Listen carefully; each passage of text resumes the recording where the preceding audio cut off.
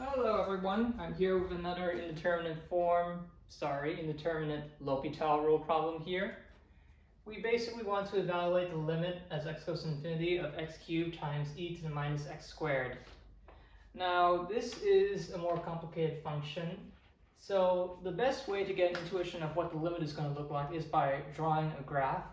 You can plug in f of x equals x cubed e to the minus x squared into decimals. And if you do that, you should get a function that looks like this. This was not to scale, but these are what the critical key points look like. So you can see as you approach minus infinity or positive infinity, everything is really going to become zero. That's what this horizontal line is. So that's what we should expect to get from this argument. The answer is going to be 0. And how do we show that? Well, first up, we have to check that this is an indeterminate form. We plug in infinity into there. We should get the form, indeterminate form, infinity times 0, which works out because if you get e raised to a minus exponent, that's the same thing as taking 1 over a very, very small fraction. This is 1 over e raised to a very large number, like say to 1,000. That's going to be very small. So we can ignore this. This therefore becomes 0. We apply the limit, and x cubed raised to infinity raised to the third power, that's just going to become infinity. So then that's an indeterminate product. And we're good to go. And now the best thing to do is take this negative exponent here and then bring it into the denominator. Because that way we have something that's directly in the form of a L'Hopital rule. Something that's L'Hopitalable.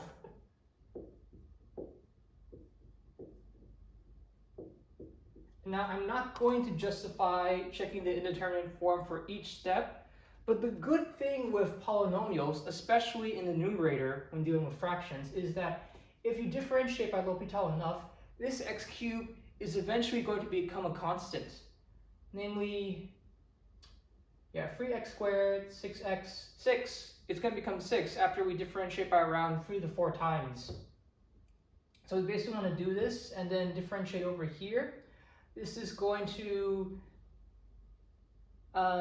get a bit ugly because we're going to have to use the product rule eventually here a bit. But yeah, let me just show you the steps.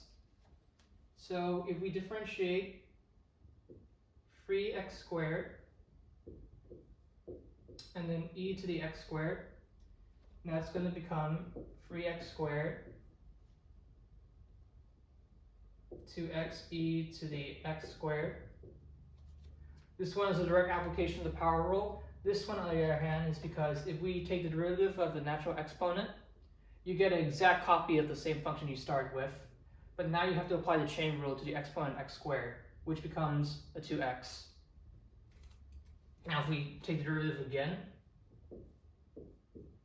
6x multiplied by 2 over here, minus 1 in the exponent, 6x, divided by, okay, now this is where it gets tricky. Now we have to take the derivative, we basically have to apply the product rule now. So d dx of fg equals fg prime plus f prime g. So if I take the derivative of 2x, that's going to be 2, and then I leave the e to the x squared constant. Now I'm going to leave the 2x constant, but I'm going to take the derivative of e to the x squared. Well, that's what we did in this stage, so we get this exact answer over here, and it then gets plugged over here.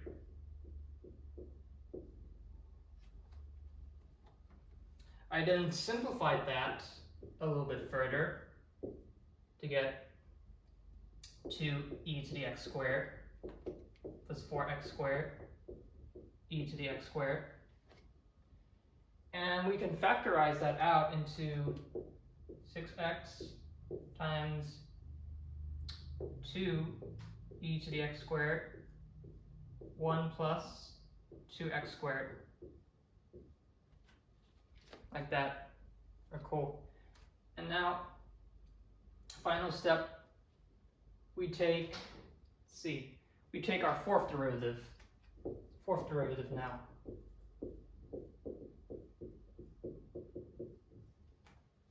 differentiate the 6x, this will become x. This is going to be nasty. I'm not going to have time to show this properly, but you should get e to the x squared times 12 plus 24 x squared.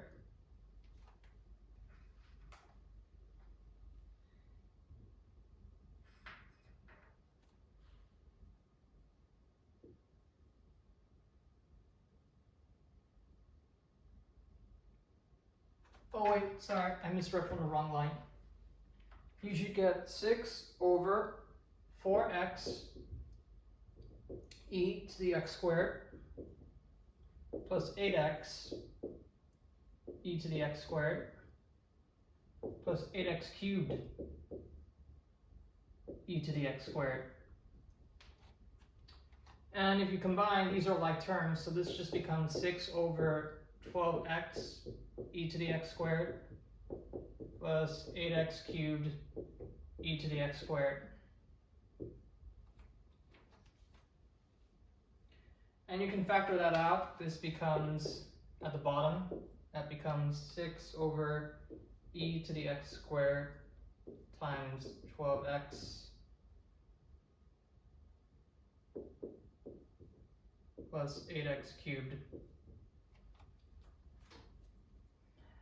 Now if you were to go and then like take this as x approaches 0 into there,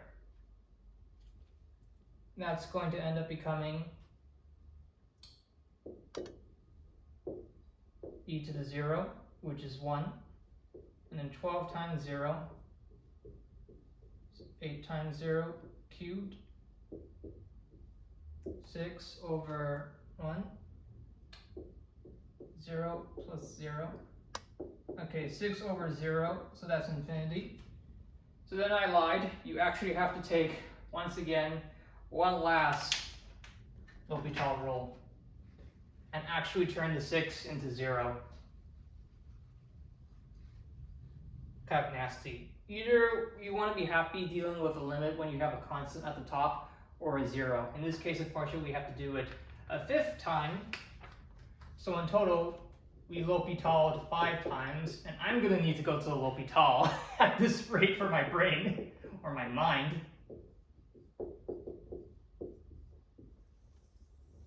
You can see why this problem from the James Stewart 8th edition is marked as a red problem. Okay, this one, I'm not going to be able to show, but you should get, this implies you get 0 over e to the x squared, 12 plus 24 x squared plus 2x e to the x squared times 12x plus 8x cubed. Okay, and now that the e to the x squared term dominates, as that approaches infinity, this is definitely going to go to an infinite number, but overall it's going to be 0. Should put tens.